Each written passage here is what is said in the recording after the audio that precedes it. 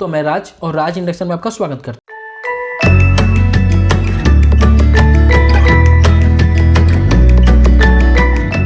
दोस्तों आज का जो वीडियो का टॉपिक रहेगा वो प्रेस्टीज कंपनी के इंडक्शन के ऊपर में रहेगा दोस्तों, जिसका मॉडल नंबर है PIC20।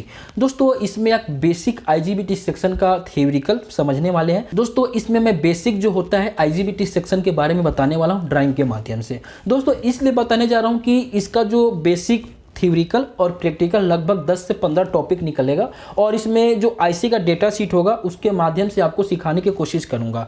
तो क्या होगा दोस्तों कि मैं जो भी ड्राइंग बनाऊंगा उसको आपको कॉपी पेन में नोट करना है और दोस्तों जो ड्राइंग बनाऊंगा उसको वेबसाइट rajinduction.com में डाल दूंगा और वहां से आप जाके कॉपी और पेन में नोट करते जाना। और सेक्शन बाई सेक्शन, मान लो कि अभी मैं IGBT सेक्शन का ड्राइंग बनाऊंगा, कल हो के मेन आईसी का ड्राइंग बनाऊंगा, कल हो के हाई वोल्टेज लो वोल्टेज का ड्राइंग बनाऊंगा, ये सब कॉइल सेंसर IGBT सेंसर का जो टॉपिक बताऊंगा।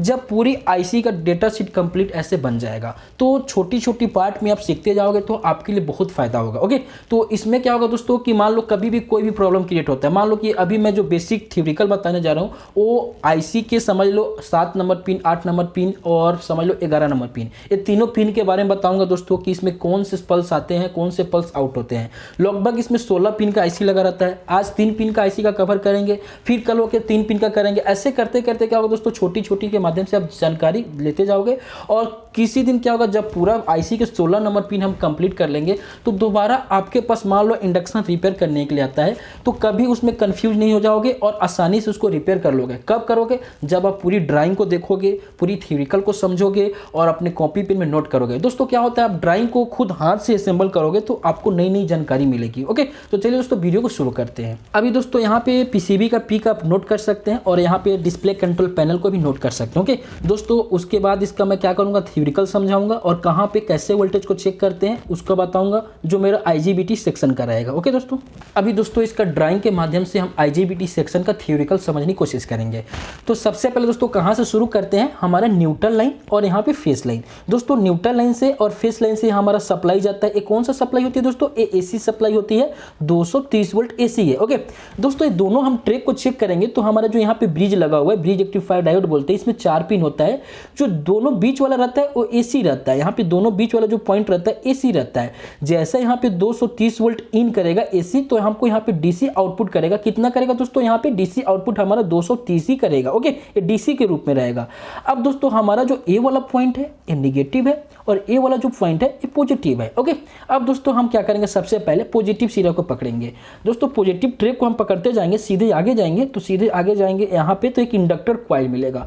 अब दोस्तों आपको पता होगा इंडक्टर कॉइल क्या करता है दोस्तों, ये समझ लो ये फेराइट कोल में लपेटा हुआ रहता है, जो यहाँ पे समझ लो बहुत फास्ट यहाँ पे क्या करता है, मैग्नेट बनाता है और छोड़ता है, यानी हमारे लिमिट करंट को देने का काम करता है। ओके, अब दोस्तों सिर्फ इंडक्टर कॉइल के माध्यम से हम आगे जाएंगे तो इस ट्रे को हम चेक करते जाएंगे, सीधे आगे जाएंगे तो उसके बाद यहाँ पे देखेंगे दोस्तों तो एक कैपेसिटर मिलेगा। कैपेसिटर कितनी वैल्यू की रहती है दोस्तों, 5 माइक्रोफैराड 400 वोल्ट की। ओके, अब दोस्तों कैपेसिटर यहाँ पे क्यों लगाते हैं, तो सबसे पहले दोस्तों हमको यहाँ पे मान लो कैपेसिटर यहाँ पे नहीं है तो हमको यहाँ पे 230 वोल्ट क्या मिल रहा है दोस्तों, DC सप्लाई। यहाँ पे 230 वोल्ट DC सप्लाई मिल रहा है और कैपेसिटर लगाने के बाद क्या होता है दोस्तों, यहाँ पे वोल्टेज बढ़ जाता है, यानी एक कैपेसिटर वोल्टेज को फिल्टर करने का काम करता है। अब जैसे यहाँ पे कैपेसिटर लगाओगे तो हमारा क्या हो जाएगा, यहाँ पे 330 वोल्ट हो जाएगा, DC सप्लाई हो जाएगा। ओके दोस्तों, ये फिर हम सीधे ट्रैक को चेक करेंगे, आगे बढ़ेंगे, सीधे आगे बढ़ेंगे तो यहाँ हमारा कॉइल मिलेगा। दोस्तों कॉइल जो होती है तो इसमें 2 पॉइंट होती है। तो जो पहला पॉइंट होता है इसको इनपुट बोलते हैं, यहाँ पे इन लिख दिया और यहाँ पे सीधे कॉइल यहाँ पे आएगा तो यहाँ पे कितना वोल्टेज आएगा दोस्तों, हमको कॉइल के इनपुट में 330 वोल्ट आएगा DC। अब दोस्तों कॉइल के माध्यम से सीधे आगे बढ़ेंगे, यहाँ पे सीधे कॉइल का एक रेजिस्टेंस है, ये रेजिस्टेंस है, सीधे यहाँ पे रेजिस्टेंस एक प्रकार का है और यहाँ पे आगे बढ़ेंगे तो कॉइल का ये वाला आउट वाला सिरे मिलेगा। अब दोस्तों कॉइल के इनपुट में हम 330 वोल्ट दिए हैं तो कॉइल के आउटपुट में क्या होगा दोस्तों, 330 वोल्ट ही मिलेगा। ओके, कॉइल के आउटपुट में 330 वोल्ट DC मिलेगा। ओके, सबसे पहले दोस्तों यहाँ पे थोड़ा सा ध्यान देना आपको, कॉइल का 2 पॉइंट होता है, एक इन होता है एक आउट होता है, दोनों का पैरेलल में एक कैपेसिटर लगा रहता है। जो कैपेसिटर लगा रहता है दोस्तों वो लगा रहता है 0.33 माइक्रोफैराड 1200 वोल्ट का। दोस्तों एक कैपेसिटर क्या काम करता है, हमारा कॉइल क्या होता है दोस्तों, फेराइट कोल से बना हुआ रहता है नीचे में।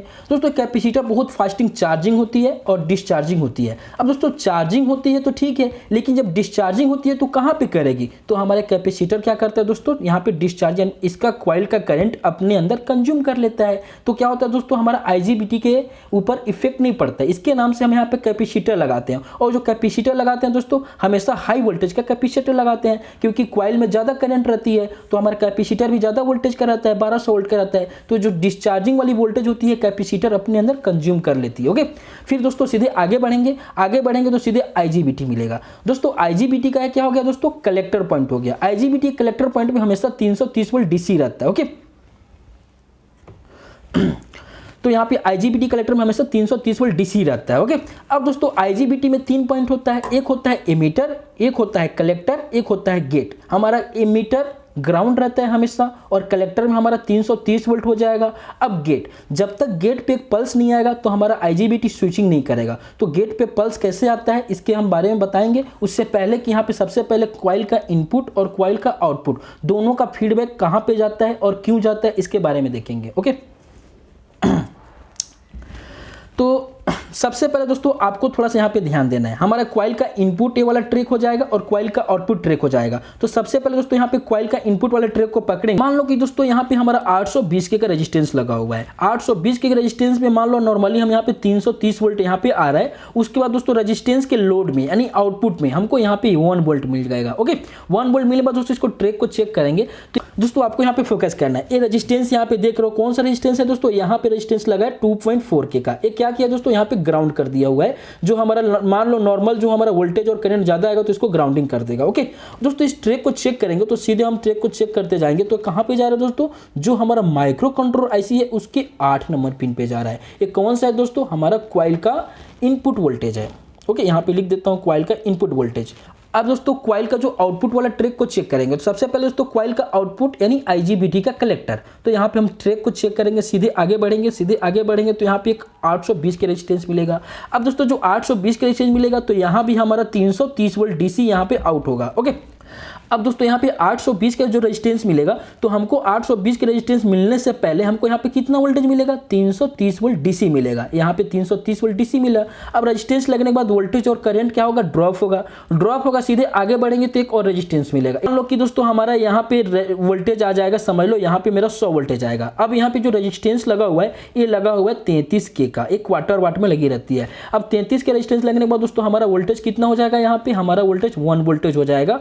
और 1 वोल्टेज होने के बाद दोस्तों सीधे हम आगे बढ़ेंगे। तो दोस्तों आगे बढ़ेंगे तो यहाँ पे एक और रेजिस्टेंस मिलेगा। जो रेजिस्टेंस कितनी की है दोस्तों, 2.4 के की रेजिस्टेंस है। ये भी यहाँ पे ग्राउंड किया है कि अगर मान लो नॉर्मली वोल्टेज आएगा तो इसको ग्राउंडिंग करने का काम करेगा। ओके, फिर दोस्तों इस ट्रैक को आगे बढ़ेंगे तो यहाँ पे सीधे आगे बढ़ेंगे तो 7 नंबर पिन पे हमारा जा रहा है। कौन से पिन पे जा रहा है, IC के 7 नंबर पिन पे। कौन सा वोल्टेज है, ये हमारा कॉइल का आउटपुट वाला वोल्टेज है। तो यहाँ पे लिख देंगे कि कॉइल का आउटपुट वाला वोल्टेज कितना वोल्टेज आएगा, 1 वोल्टेज के करीब में आएगा।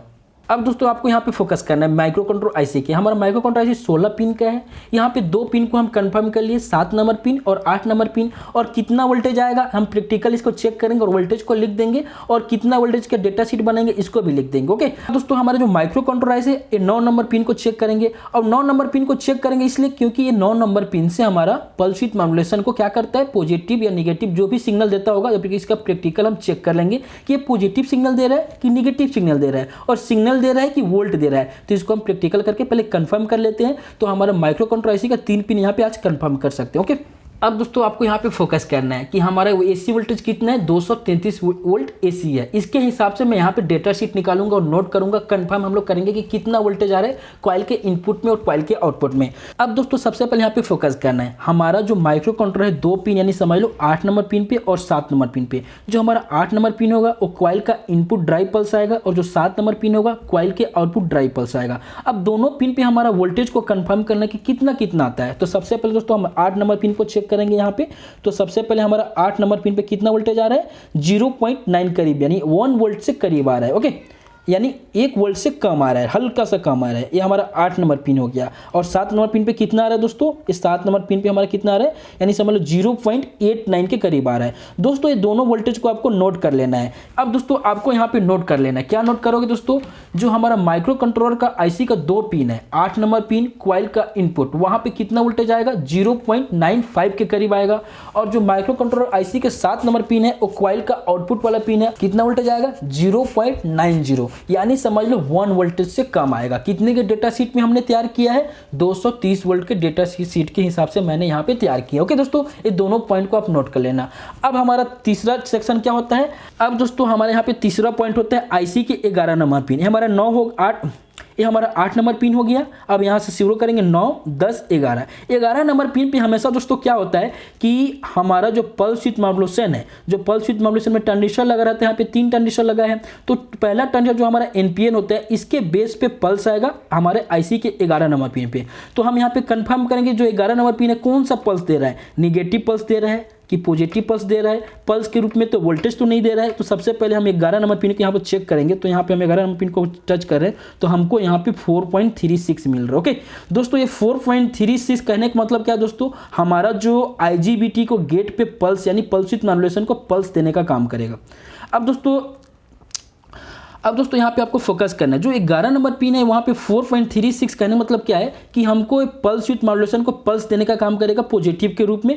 अब दोस्तों यहाँ पे थोड़ा सा फोकस करना है कि आपका डेटा शीट मान लो 240 हो जाए, 250 हो जाए, क्वाइल का इनपुट 1 वोल्टेज हो जाए, 2 वोल्टेज हो जाए, लेकिन 11 नंबर पिन का वोल्टेज फिक्स रहेगा। कितना रहेगा फिक्स दोस्तों, 4.36 करीब रहेगा। ओके, यहाँ पे आपको नोट कर लेना है तीनों पॉइंट को। अब दोस्तों ये छोटी सी थ्योरिकल वीडियो थी। अब दोस्तों मान लो कि आईजीबीटी सेक्शंस के मेरे पास प्रॉब्लम क्रिएट होता है तो उसके ऊपर मैं वीडियो बनाते जाऊंगा तो आपको आसानी से समझ में आ जाएगा कि 3 पॉइंट को आपको नोट करना है, क्वाइल के इनपुट, क्वाइल के आउटपुट और जो पल्स विथ मॉड्यूलेशन को पल्स करेगा माइक्रो कंट्रोल आईसी ओ पिन को। ओके, अगर तीनों पॉइंट को नोट कर लोगे अपने डेटा शीट के हिसाब से तो आपके पास कभी ऐसा प्रॉब्लम क्रिएट होता है तो आप आसानी से रिपेयर करोगे।